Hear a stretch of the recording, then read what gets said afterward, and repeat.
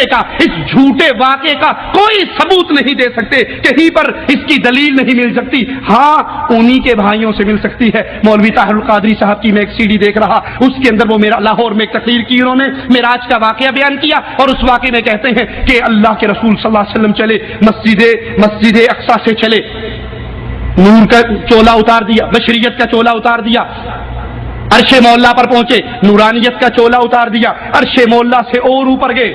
اب خود کہتا ہے بشریت وہاں ختم، نورانیت وہاں ختم۔ اب نبی جب اوپر گئے، لا مقام میں گئے، اللہ کی ملاقات کے لیے گئے، تو پھر کیا تھے؟ نہ نور تھے نہ بشر تھے، پھر کیا تھے؟ تو شیر پڑتا ہے ہکے ہکے ہکے جڑا ہی ہک کو ڈو جانے او کافر تے مشرک ہے، کہ اللہ اور محمد عرشوں سے اوپر جا کر ایک ہو گئے، جو دو کہے گا وہ کافر ہے۔ اور پھر ایک کیسے ہوئے؟ وہ کہتا ہے اللہ کے نبی نے عرش کو چھوڑا، اللہ نے کہا عرش کو چھوڑ، آگے آ، پھر نبی اور آگے گئے، اللہ اوپر سے اتر رہا ہے، نبی نیچے سے جا رہے ہیں، یہاں پہنچتے پہنچے نبی نکڑ پہ پہنچے، اللہ باہر آیا، اپنے حبیب کو کہا حبیب اندر آ، حبیب اندر آ، بڑی پیاری جگہ ہے، حبیب اندر آیا، اللہ نے دروازہ بند کر دیا، کہا اس کے بعد کیا ہوا تمہیں کوئی خبر ہی نہیں ہے۔ کیا خبر؟ تم نور بشر میں جگڑتے رہتے ہو۔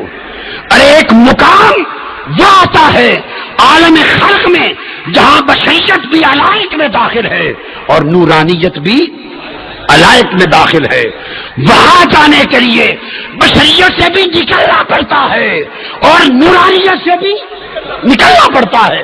جب لا مقام پہ پہنچے تو مصطفیٰ جب عالم عرش پہ آئے تو بشریت کا لباس اتار دیا تھا، جب عرش پر آئے تو بشریت کا لباس اتار دیا تھا، اور جب عرش والوں کو چھوڑ کر لا مقام میں گئے نورانیت کا لباس بھی اتار دیا تھا۔ اب کون سا لباس رہ گیا؟ ہائے ہائے، ہک ہے ہک ہے ہک ہے ہک ہے ہک ہے ہک ہے، جڑا ہک کو ڈو کر جانے وہ کافر تے مشرک ہے۔ فرمایا دو کمانوں کا فاصلہ، ایک دنا کی کمان تھی وہ جو ادھر سے آ رہا تھا، ایک اس کی کمان تھی، ایک فتد اللہ جو ادھر سے آ رہا تھا بلانے والا، ایک جانے والے کی کمان تھی، ایک بلانے والے کی کمان تھی۔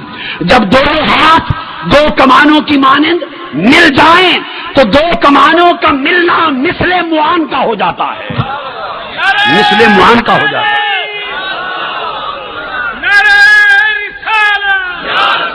اور یہ مثل معان کا ہو جاتا ہے، اور اس میں بھی تشبیہ و مثال سے پاک تھا وہ قرب۔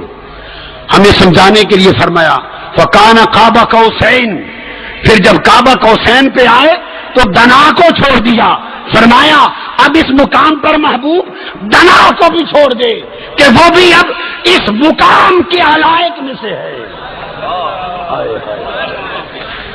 دنا کو چھوڑ دے کہ وہ بھی اب اس مقام کے علائق میں سے ہے، چھوڑ کے آگے گزرے فتد اللہ اور کعبہ قوسین پہ پہنچے، فرمایا محبوب اب تدلہ کو چھوڑ دے وہ بھی اس مقام کے علائق میں سے ہے، آ دو کمالوں کی طرح مل جائیں۔ جب جلوہ محب اور جلوہ محبوب، جب جلوہ خدا اور جلوہ مصطفیٰ دو کمانوں کی طرح مل گئے تو کعبہ قوسین ہوا۔ اب گھر والے دروازے تک پہنچ گئے،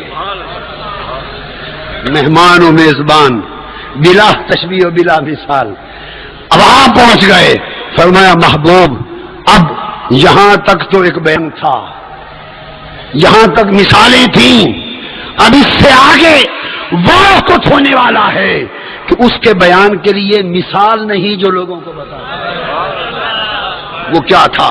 اب دروازہ کھلتا ہے، دروازہ کعبہ قوسین دو کمانوں کی طرح مل گئے تھے جلوے، فرمایا دروازہ کھلا، محبوب اندر آ جا، حریم ناز میں آ جا، حریم ناز میں آ جا۔ محبوب نے حریم ناز میں قدم رکھا، خدا نے دروازہ بند کر دیا، فرمایا آؤ بنا لوگوں اس سے آگے تمہیں